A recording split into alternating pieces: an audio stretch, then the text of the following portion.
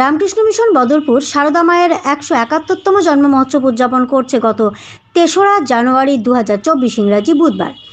এই দিনের অনুষ্ঠানে সভাপতি হিসেবে ছিলেন পল্লব মজুমদার ও সম্পাদক হিসেবে উপস্থিত ছিলেন বিশ্বজিৎ চক্রবর্তী ও অন্যান্য ভক্তবৃন্দ। এদিনের অনুষ্ঠানে সকল ভক্তবৃন্দরা সাহায্যের হাত বাড়িয়ে দিয়েছেন। প্রথমে মা সারদা দেবীকে পঞ্চামৃত দিয়ে স্নান করিয়ে নতুন বস্ত্র পরিধান করে মাকে পূজা করা হয়েছে। সারাদিন চণ্ডীপাঠ ও গান কীর্তন করে অনুষ্ঠানটি করা হয়েছে। এরপর মহাপ্রসাদ বিতরণ করে অনুষ্ঠানটি সুন্দরভাবে সাফল্যমণ্ডিত করে তোলেন এলাকার ভক্তবৃন্দরা। বদরপুর থেকে স্মিতা মালাকারের রিপোর্ট, ভয়েস এনি 24 চ্যানেল থেকে বর্ণালী মিশ্র। নমস্কার, আমি পল্লব মজুমদার, সভাপতি রামকৃষ্ণ সারদা সেবাশ্রম বদরপুর। আজ শ্রী শ্রী মাতা ঠাকুরানীর সারদা দেবীর 171তম জন্মতিথি বদরপুর রামকৃষ্ণ সারদা সেবাশ্রমে বিভিন্ন উৎসব উদ্দীপনার সঙ্গে পালন করা হচ্ছে।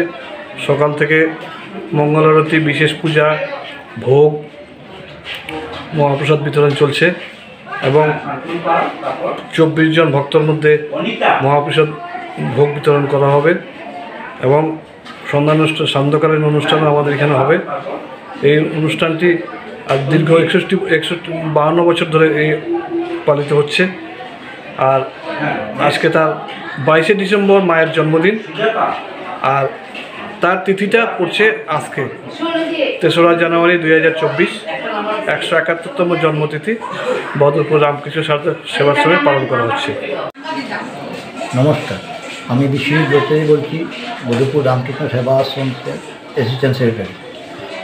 আজ আমাদের 171তম মায়ের জন্মতিথি উপলক্ষে আমরা আজ সকাল থেকে উদযাপন করা হচ্ছি এবং নানান কাজে আমরা সহযোগিতা করছি।